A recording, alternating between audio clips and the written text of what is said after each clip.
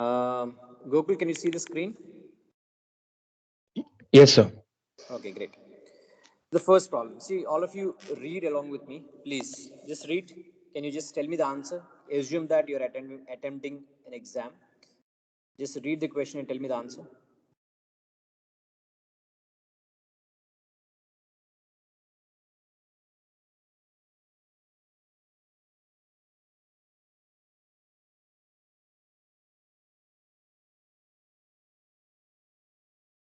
Any answers?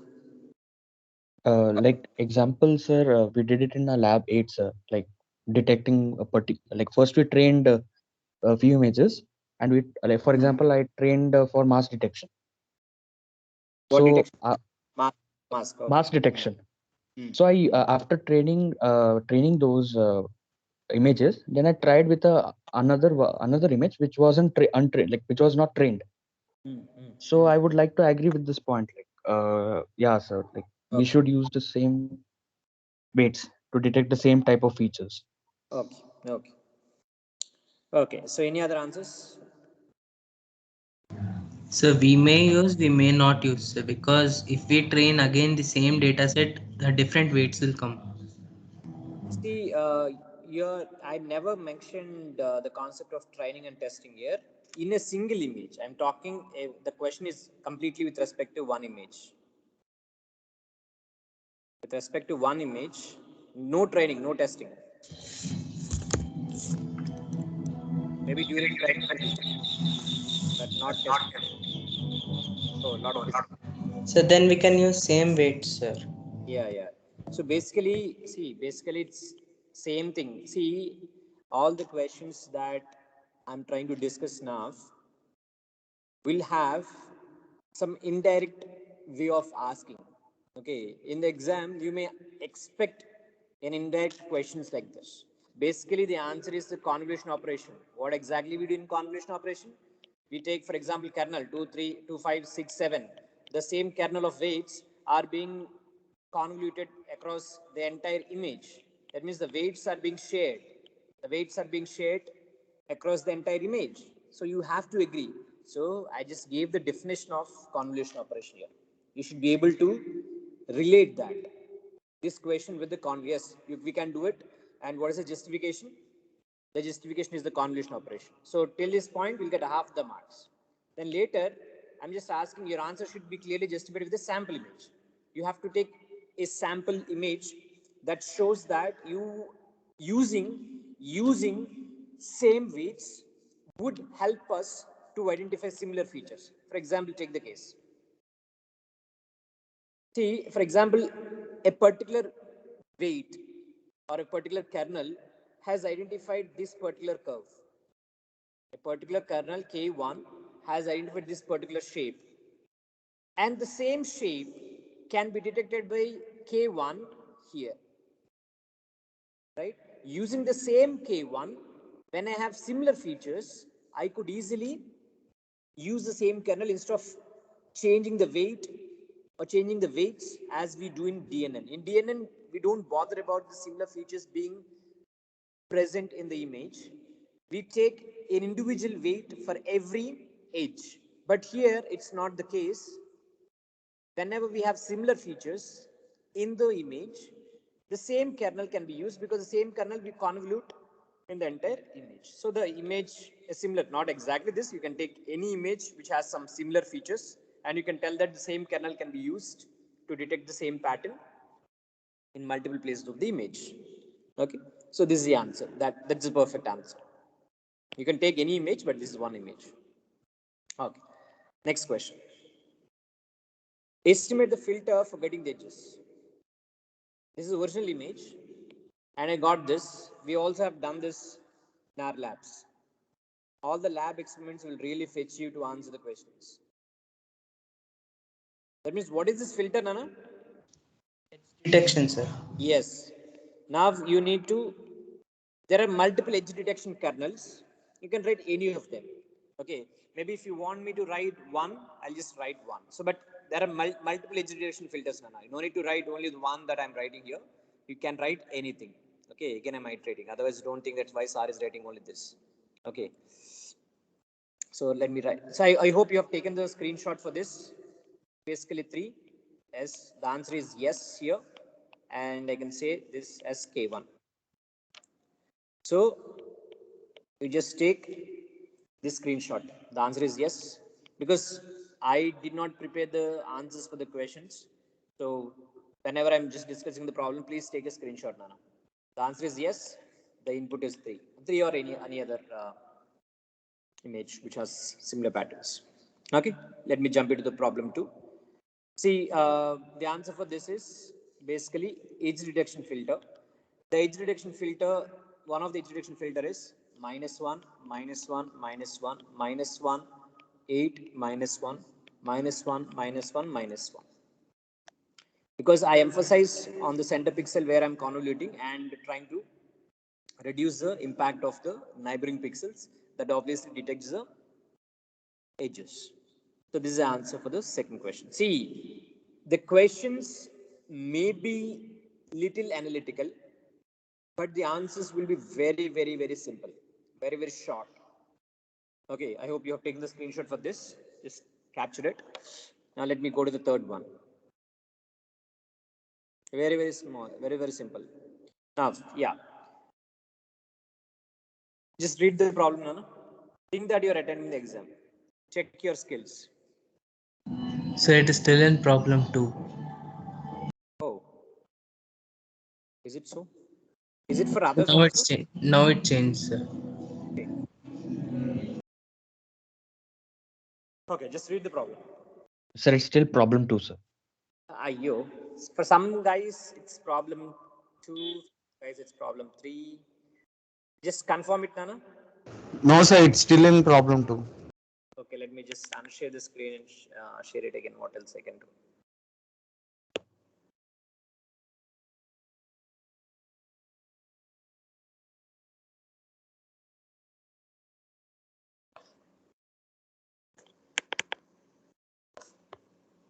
Now see.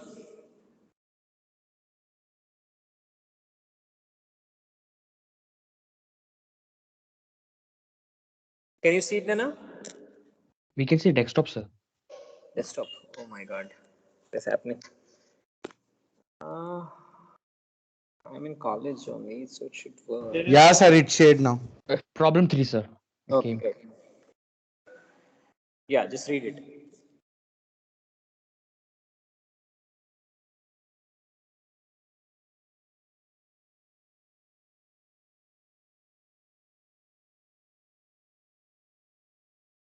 So, what is the answer to it? The overfitting. Yes, perfect, perfect. This is the perfect answer that I'm expecting.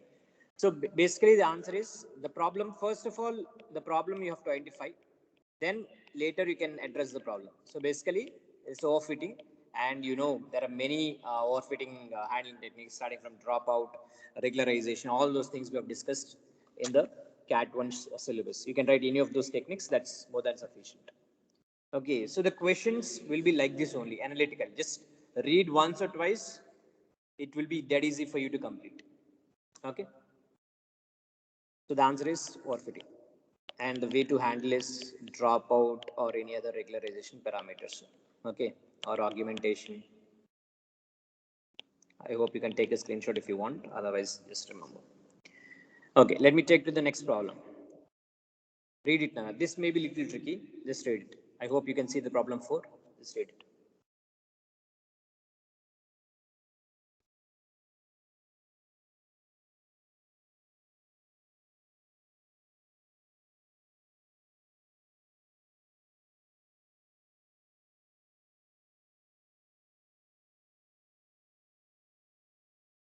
The batch normalization. No, you see, I never see, I am not saying any. See, this is a problem.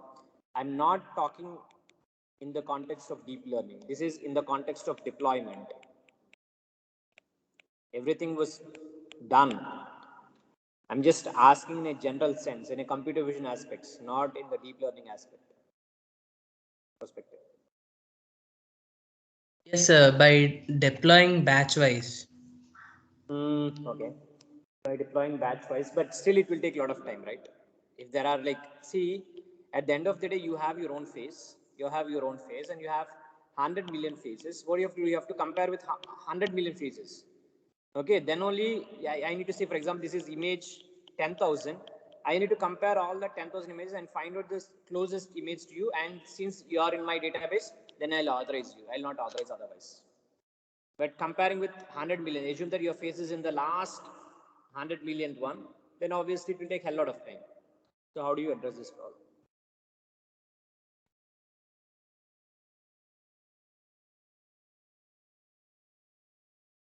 Actually, these sort of questions, whenever you are getting this sort of questions, in the sense, the answer is basically you need to use a technique called LSH.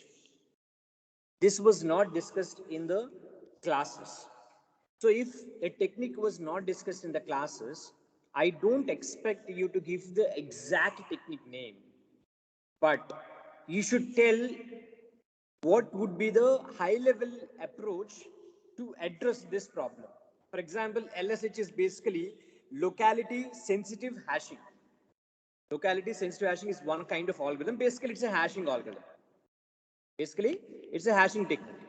Hashing was already known to you from your data structures course. Then you have to write that, sir. I'll just use hashing, sir, because at the end of the day, I want you to reduce. I want my authorization time to be reduced. So for every image, I'll have the hash. So instead of comparing pixel by pixel, I'll just compare with the hashes. That takes less time. And using an other efficient data structure, maybe tree data structure combined with hash, would reduce the final search time. That is sufficient. So this is basically a data structure question. See, it's very, very important for you to identify the domain. So Sari is asking in terms of search optimization, or Sari is asking in terms of computer vision, or Sari is asking in the context of deep learning. So you need to first bucket the question, then accordingly start your answer. This is only one possible solution that you can think of. For every question, there can be multiple answers. Okay.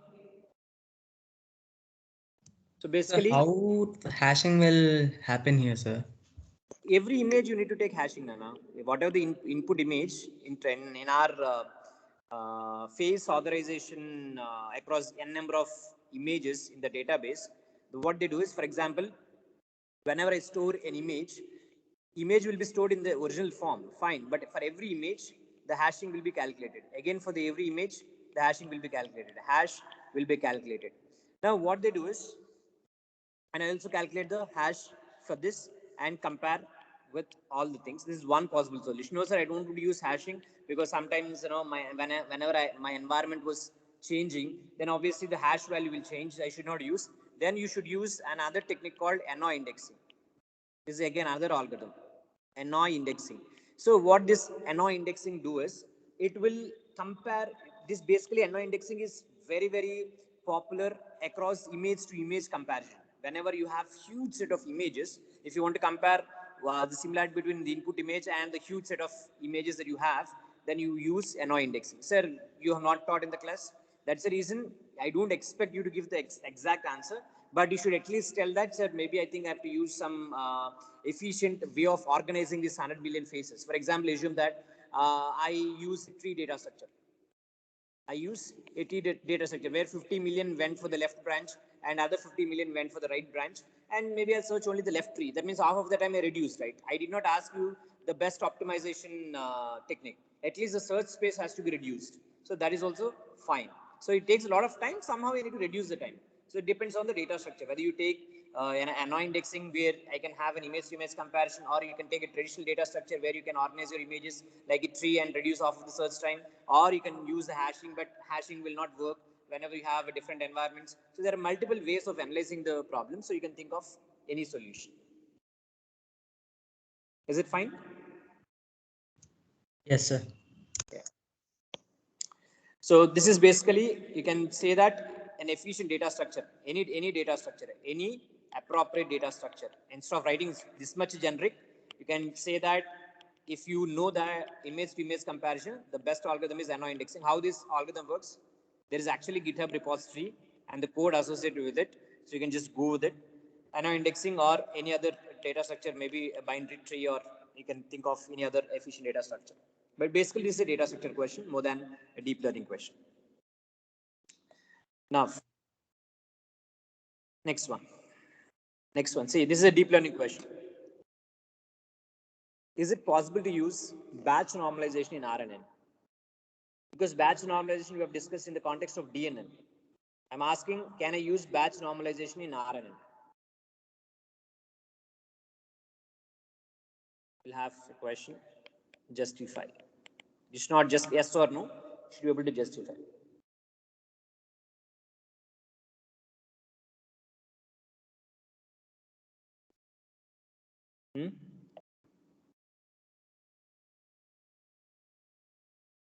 Yes or no?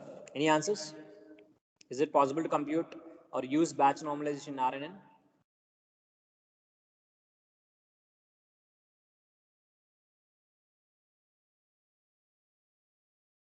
Okay. See, I combined batch normalization, which we have discussed in CAT1, to RNN architecture. So this sort of questions where I can combine different topics and I can ask you the analytics or the analysis of that particular problem. So just think on it. Can I do that? For that, you need to remember batch normalization. If you don't remember batch normalization, you can't actually answer this question. So you should remember the topics. See, the answer is no. You cannot apply batch normalization for RNN. The reason is actually the batch normalization is applied to the final output of the RNN architecture. For example, I have today only, I think in the stress class we have discussed RNN.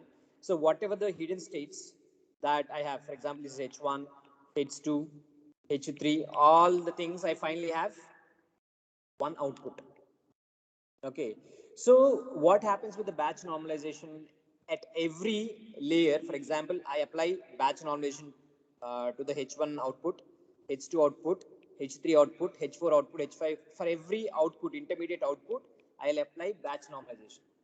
But this way of applying batch normalization will not fetch anything because there are a lot of hidden recurrent patterns in the network, because this is not just forward loop.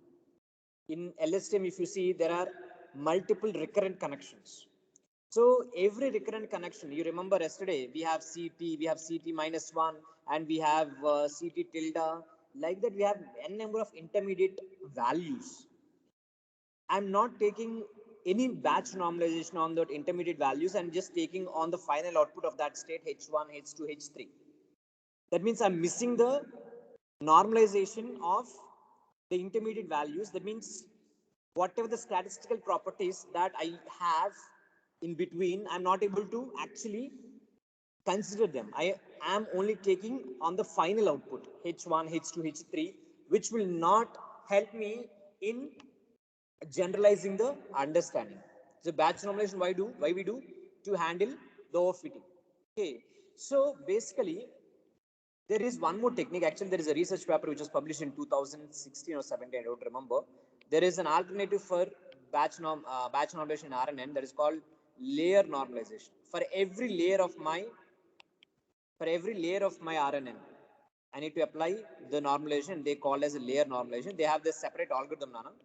I don't expect you to write this technique, but at least you should be able to assess that batch normalization can be applied to RNN or not. Technically, you can apply, but that will not benefit in generalizing or reducing the overfitting, because you're missing a lot of details, a lot of intermediate details in the process of doing the batch normalization only to the output. You should not see, I've done it in the hidden layers, because in the hidden layers I don't have any. So for example, in DNN case, I've applied batch normalization for every layer output. For every hidden layer output, I could have the batch normalization, but I'm not able to do it in a well-defined manner in RNN. The reason is RNN is not just output H1, H2, H3. To reach that state H1, lot of recurrent connections are there and lot of intermediate values are also there. I'm not normalizing any of those values. I'm just taking only the last output normalization. But the intermediate values will have different statistical properties and the final output of that state will have a different statistical properties. If I am taking only the normalization of the final output, I'm ignoring the remaining statistical properties that will not fetch me in reducing the overfitting because I'm missing a lot of details as part of my intermediate computations. So this is a little tricky, but this is the answer. Okay, you may not get this much tricky questions, but they are taking the worst case scenario. Okay. So is it possible to use batch normalization in RNN? No. So then you have to use layer normalization. This is the answer. You can search layer normalization in RNN. You'll get a research paper. You don't need to read it, but at least know the name. Whenever you are trying to do any projects in RNN, you can think of this. So that's about problem 5. Next, read this. This is very, very important. Very, very important problem. Read it, ma'am.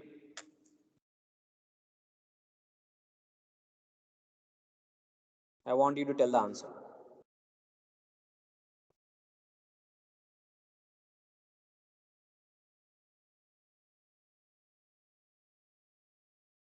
Problem 6.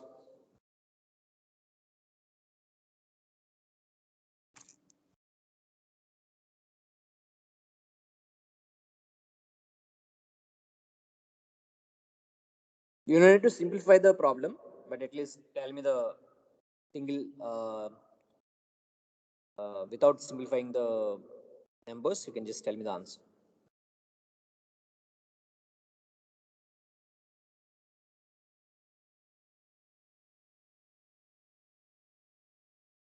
Any answers?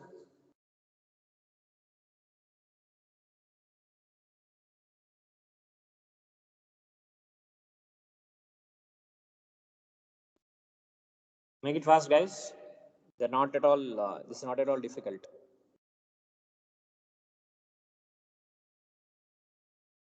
Say I already told the given problem should be bucketed into the category. So what is the category? I'm not asking CNN. I'm not asking CNN or I'm not asking RNN. I'm just asking DNN. Okay.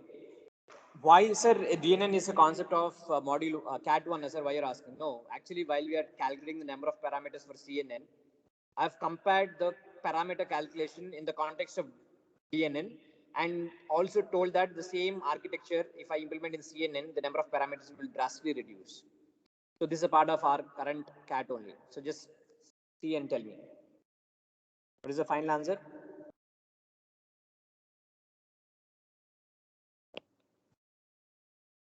Shiva, can you see the problem first of all? Yes, sir. Yes, sir. Okay. Think of the solution.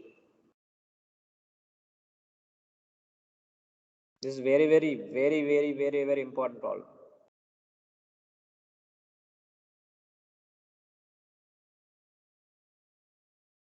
Very, very simple, yaar. See, basically, what is your size of the image?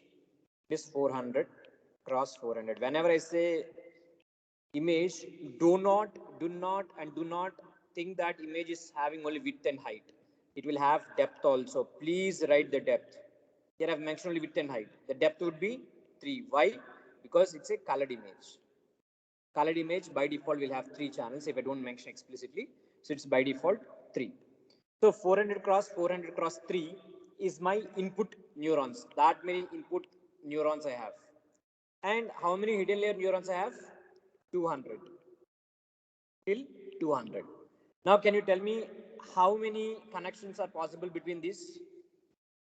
400 cross 3 into 200. 200. 200. So these are the connections. Okay, fine. But this is not the only possible parameters. I'm asking the parameters for the entire network. That's the reason you need to read the question properly. Entire Into 3, network sir. into 3, right? 3. Three crop diseases. That means 200 into 3. 3. So plus 200 into 3. Here, if I say this is the final answer, this is wrong. Everybody will do till this point, but they're wrong. The reason is, for every neuron, for every neuron, you'll have a bias term. For every neuron, you'll have a bias term. Since there are 200 neurons, I need to add plus 200 here. Since there are 3 neurons, the bias term will be there for every neuron. It is 3. So this is the final answer. 200 into 400 into 400 into 3 plus 200 plus 200 into 3 plus 3. So this is the final answer. Bias terms will be equal to the number of neurons, no, sir? Yes, yes. Number of connections. By default, yeah. Number of neurons of that layer. Then why are we adding 200 plus? Because number of, see, plus 200 because that by each bias is nothing but one value, Nana. Bias is Yes, nothing sir. but one value. How many biases will be there? 200 biases. That means 200 biases in the sense, that's the reason I'm adding 200 here. So means we are adding the neuron biases also. No, Nana, let me tell you. Clear it. See, first of all, I have some vectorized representation. What is that? 400 cross 3. If I convert that into vector form, this is my size. 400 cross 3. I have how many neurons? 200 hidden neurons. So this neuron will connect to this neuron, this neuron, this neuron, this neuron, this neuron. Every neuron will connect to every other neuron in the hidden layer. That's the reason I'm multiplying into 200. But bias term will not have any consequence with the input. I just add bias here, one bias here, one bias here, one bias. Every hidden neuron will have one bias term associated with it. How many bias values? 200 bias values. So plus 200. Is it fine, Shiva? Yes, sir. Okay, sir. Just adding the total number of biases. The bias will not have any connection with the input and hidden layer. Just an adding to the, see why we use bias, because there will be change. See, everything cannot be modeled with the weights that we have. So whatever the misclassification that we have during training, that can be adjusted with the bias value associated with each neuron. That's the reason we keep bias. So this is this thing, and finally we have 3 neurons here. This is 200 cross 3 plus 3, because again bias 1, bias 2, bias 3. So this is the final answer. So this plus this is the final answer. I hope you can take a screenshot. These parameter calculations are very, very important, Nana. Very, very important. Okay. Shall I move to the next one? Yes, sir. Yeah. Read it. You have to tell me this, because similar problem was see. I can tell you the problem 6, and I can give problem 7 in the exam.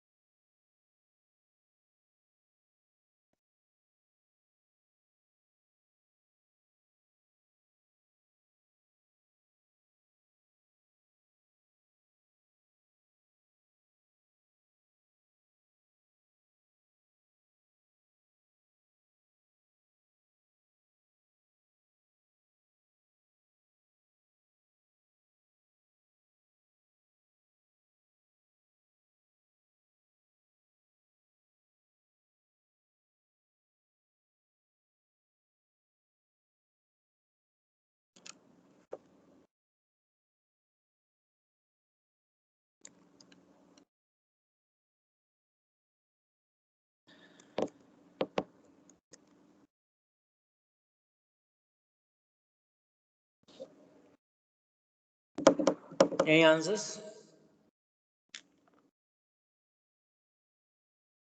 So you should be careful with this particular term called one by one convolution. You remember, guys, one by one convolution applies across the depth. See how many convolutions have to do, because everything applies across the depth. So I'm not telling how many I have applied, how many convolutions. I just applied one by one convolution. That's all. So what is the depth of my image? It's 24. So you'll have one by one convolution which is having 24 values. Value 1, value 2, value 3, value 4, like that. You'll have 24 values. So the number of parameters will be 24, because that one by one convolution will have the values equal to the depth of the image. The depth of the image is 24. So I'll have 24. Again, this entire one by one convolution is considered as one operation, because this is a convolution operation, right? So you can add one bias for every one by one convolution.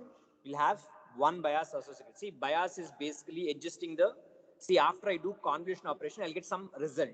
That result may be not so close to my expected result or the actual result.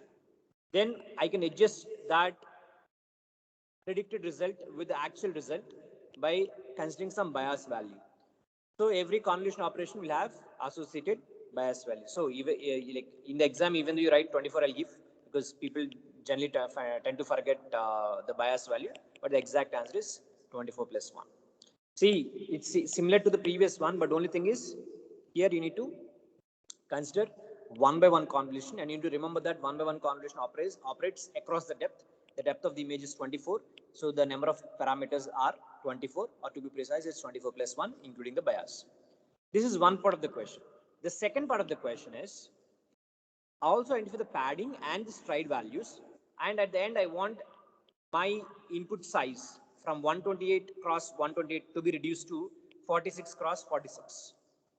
I want the dimension to be reduced like that. Then what is the corresponding padding and the stride values associated with it? Then you need to brute force. Basically, you know the formula. W naught is equal to Wi plus 2P minus F by S plus 1. Wi is 128. Now we need to brute force. Minus F is kernel size is 1. 1 by 1, right? 1. And stride, I don't know. Plus 1. Now different values you keep. And finally, you see for which values you'll get 46. Actually, if you put 3 here, you'll get 45 point something. So always you need to take the floor value, take the upper bound of it, 45.3 something, I get it, then I can take the upper bound. So it's 46. So this is mostly brute force. In the exam, if we ask any padding or striding to equal to some output size, you need to use this formula and ensure that the right values are placed in this formula and directly get this. This is just a very, very simple problem. You can easily do it. Any questions on this? So I'm just writing the answers here. The answer 1 and the answer padding is 3 and stride is also 3. Okay. Shall I move to the next one? Yes, sir. Yeah. Yes, sir. Next one. See this. Similar thing. In a different way, I'm just asking. Read it. This is also very, very important. Extremely important. Earlier, the number of parameters that I asked in problem 6 is for DNN. This is for CNN. DNN, you know, it's very easy to calculate because it's just cross product. But CNN, we have a formula for that. We have done it. We have done this in multiple times while we're discussing CNN. Can anybody tell me the answer? At least may not be simplified version, but at least non-simplified version you can tell. Make it fast because I have to discuss a lot of things after these problems. Okay, I'll tell the answer, Nana. See, first of all of you write this formula, Nana. All of you write this formula, please. All this formula we have discussed in the class also, but I'm just repeating again. Number of parameters whenever we ask, the formula is filters, number of filters into kernel width and height, kernel width into kernel height into depth of previous layer plus number of filters.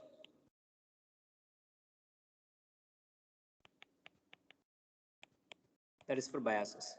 See, even though I put a formula here, how do you calculate number of parameters, Nana? Because in convolution operation, assume that I have image of maybe 32 cross 3. I have 32 cross 3 input image. Now assume that I'm just applying 2x2 filter. See, this 2x2 filter, do remember, Nana, whenever I say 2x2 filter, the 2x2 filter, I cannot apply only at width and height level. What is the depth of my input image? 3. That means I have to apply this 2x2 filter across the depth 3. Assume that I just want to apply 2x2 filters, maybe 100. So 100 2 by 2 filters applied across the depth 3. Same thing. See here. 100 is nothing but number of filters. Kernel width is 2. Kernel height is 2. Depth of the previous layer is 3. Depth of the previous layer is 3. Number of filters. Number of filters for every filter will have corresponding bias. So number of filters is for biases. Please write the formula, Nana. Please, all of you write it. It's very, very important for you. Now in this case, the number of filters are 200 into kernel width. What is the kernel width?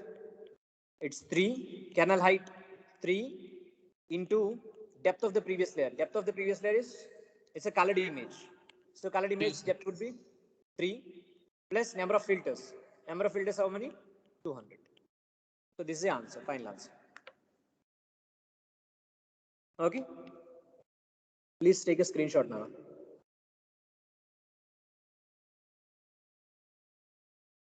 Okay. Clear? Shall I move to the next one? No, make it fast so that I can give more things required for your exam. Please, if you're done, just at least Yeah, one. sir. Done. Okay, done. Now, this is the most important problem, guys. The entire 10 problems is the most important problem. Problem 9. See, guys, consider the following model summary, which resulted in 3 by 3 filter, which resulted with 3 by 3 filter, and input sizes 28 cross 1. I think in your labs also you have seen this model summary like this. Now, what you have to do is, first, you need to estimate the total parameters, including bias, after every operation. That means what you have to calculate? Total number of parameters. Earlier you have calculated total parameters for a single convolution operation. This is for one convolution operation. But in this problem 9, I have a convolution operation, I have a max pooling operation, I have a convolution operation, I have a max pooling, flat and dense. If you open your any of your lab outputs, along with this output shape, you'll have parameters. The last column is parameters. Now I'm asking what are the parameters associated with each operation. You need to write that. For this, again, you need to take the help of two formulas. The first formula I already told. First formula is W naught is equal to Wi plus 2p minus f by h. That is one formula. And the second formula is this, number of parameters. So both these formulas you already know. Apply these two formulas, you'll get it. Let us see at least for one or two cases, then remaining things you can calculate. For example, here, what are the number of parameters? Again, for parameters calculation, you know the formula. Can anybody tell me the number of parameters here? The previous problem 8 formula as it is. Can anybody tell me the answer? Number of parameters? If you know how to calculate for one, remaining things would be easy. You just need to consider this now. And you need to consider this. Now tell me. Any answers? Make it fast. How many filters are we using here? That's a tricky part. See, for that you need to use this depth. Okay, that will not be like an explicitly mentioned in the problem. See, number of filters is equal to the depth of the output, right? If I use 10 filters, I get the depth as 10 in my output. So since I've used 32 filters, so the depth of my output is 32. So the number of filters is 32 into width of my filter is 3. Into 3, sir. Height is 3. Into and 1 into 1 plus plus 32. 32. It will be 320. The answer is 320. Like this, you calculate remaining things. But I'll tell you here, Nana. See here. People tend to confuse, tend to apply the formula even for max pooling. See, do always remember max pooling will have 0 parameters. Because max pooling takes the maximum of the 2 by 2 filter, 3 by 3 filter. It will not have any weights associated with it. Max pooling is actually a 3 by 3 max pool here. And it takes the maximum value in that 3 by 3 empty frame. So it do not have any additional weights. So it will be 0. Okay, so the parameters will be there for convolution operations only. For max pooling, you will not have any parameters. Please write 0. Wherever you have max pooling, blindly you write 0. Blindly you write 0. Even for flattening also, this is a flattening operation. Flattening operation also, say for example, you have size 28 cross 28 into 32. Flatten is nothing but, convert this three-dimensional space into a single dimensional vector you don't require additional weights. So for this also 0. So whenever we have a problem like this, you need to only calculate the parameters for max pooling and as well as dense layers. Okay. For dense layers, again, you know how to calculate. That's the reason in problem, I think one of the previous problems, you know how to calculate. Okay. So it's basically the previous one is 3136 plus into 64. 3136 into 64, calculate. 3136 into 64. Just calculate. You get some 200 704. So, but along with this, you need to add 64. 20. 64. See, this is my final dense layer, na 64. For every hidden neuron, I'll have a bias. So 64. Yes. You'll have 200768 parameters. See, Nana, I strongly tell you guys, you take any of these model summary in your lab experiments and try to calculate manually using the formula that I've set. But one thing I think you can take a screenshot, Nana. Please take a screenshot. I've given two outputs. One is this one. I've given out because see, you have to write the parameters only for convolution layer and dense layers. Okay, maybe if you have some other layer like embedding layer, you can think of it doing it, but you don't need to write any parameters for max pooling and flattening. Rest of the layers, based on the need, you have to write it.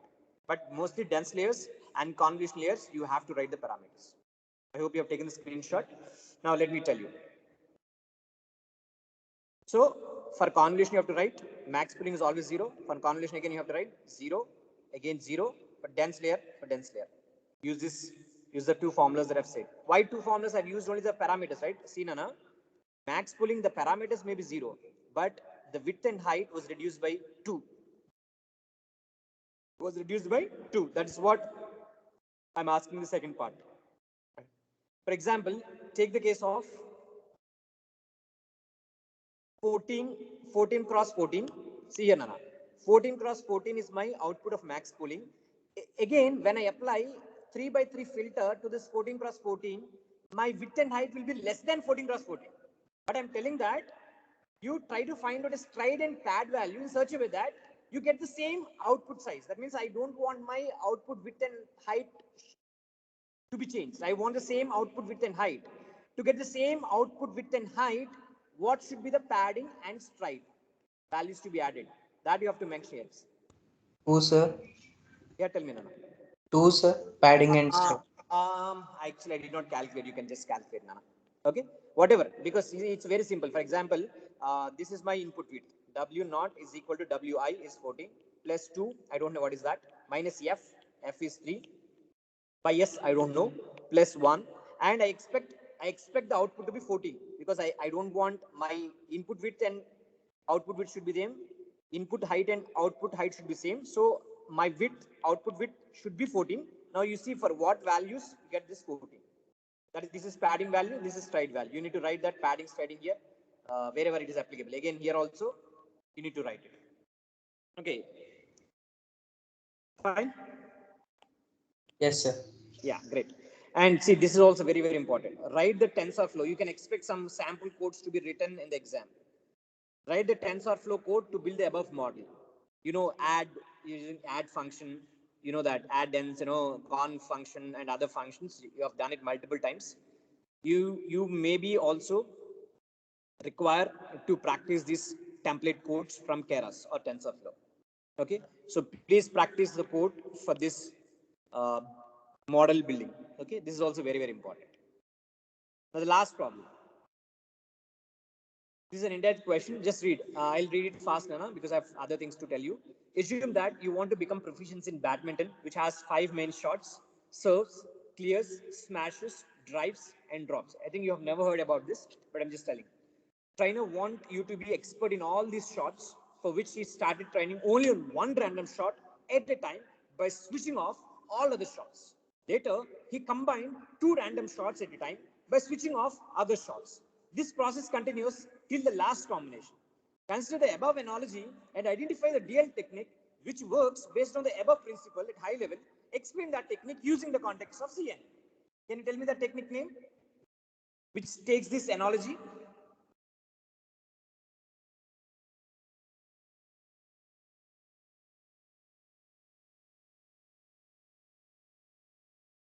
So VGC. No. See, it's a technique. It's a technique. DL technique. VGC is an architecture.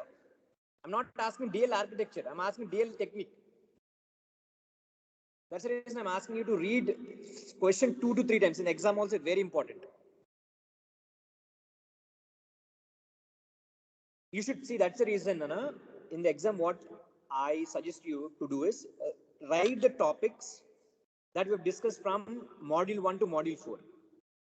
Then you see, okay, this one is close to this analogy. No. This working is close to this analogy. No. Like that, you need to use trial and error. Then you can get it. The answer is dropout.